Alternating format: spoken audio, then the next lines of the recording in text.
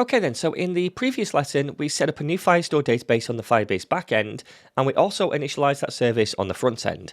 So now then, we can start using the Firestore SDK to do things like save a new document to a collection or retrieve documents and so on. To do that then, I've already prepped a new component inside the dashboard folder in this components folder called new notes.tsx. And you can get the code for this component from the course files on GitHub by selecting the Lesson 8 starter branch.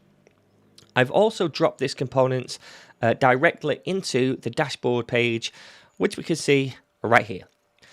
So then, this new component is just a simple form with two fields. It's got an input for the note title and a text area for the note content. And both of these fields are hooked up to some local state so that whatever a user types into them are then stored in these local state variables, the title and the content.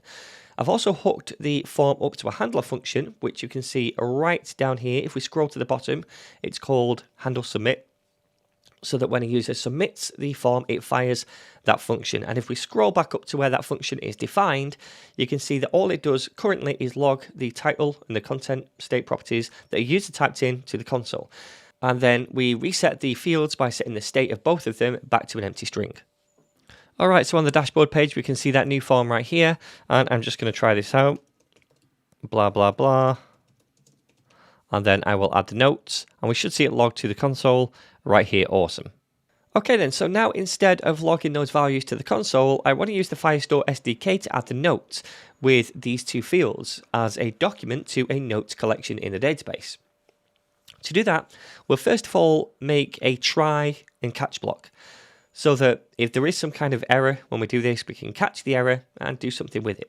And for now, we can just log the error to the console so that at least we know if there's a problem while we're testing this out later. So console.log and then the error.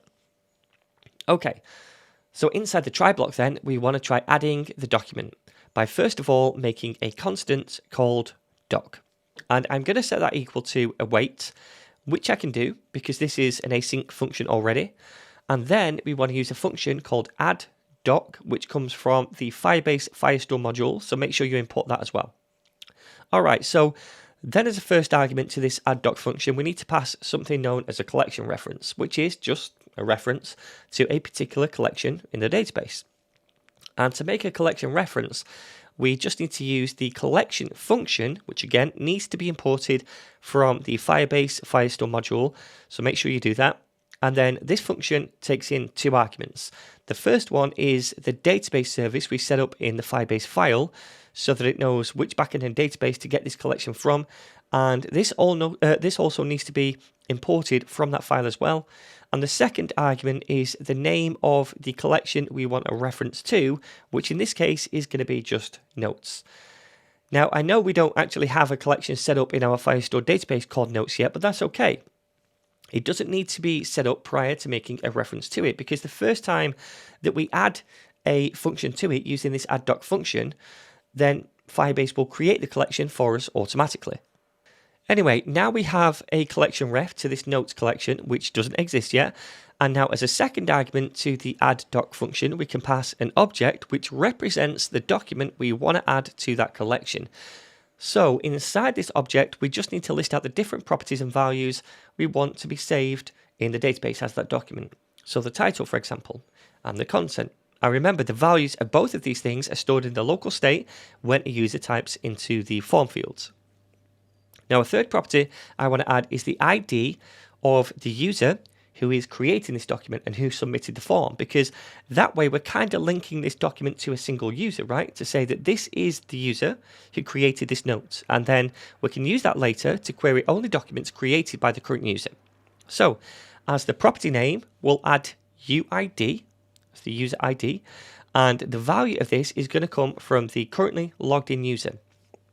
And remember, we can access the current user from the global user state by coming up here below the other state values and typing const, curly braces, then user, and then we set that equal to the use auth hook that we saw in the previous lesson, and we invoke it, and we also need to import that, remember, as well.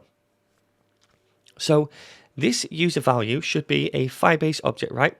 And our Firebase user object. And on that object, we should have a UID property, which is the unique identifier for that user. And that means down here, the value of this UID property in the saved document can be user, then a question mark to make sure we actually have a value for that, which we should if we're on the dashboard page, and then the UID property.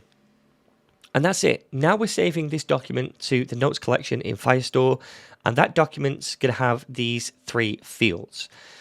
Okay, so one more thing I very quickly want to show you is that we actually get the created document back as a response, and it's stored in this constant we made.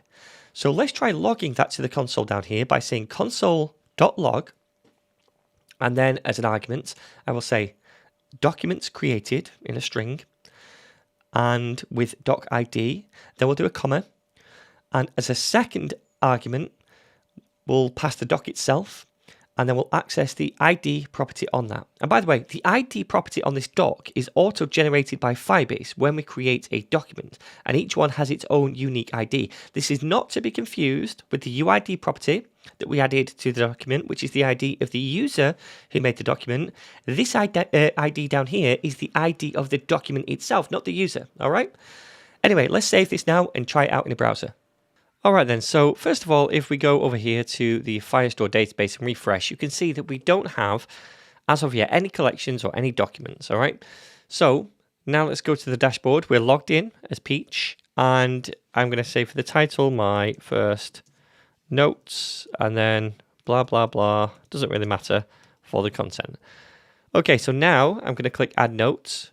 We see, hopefully, the document was created with this doc ID. So again, that is the ID that Firebase has automatically assigned to the document that we created. It's also reset the form.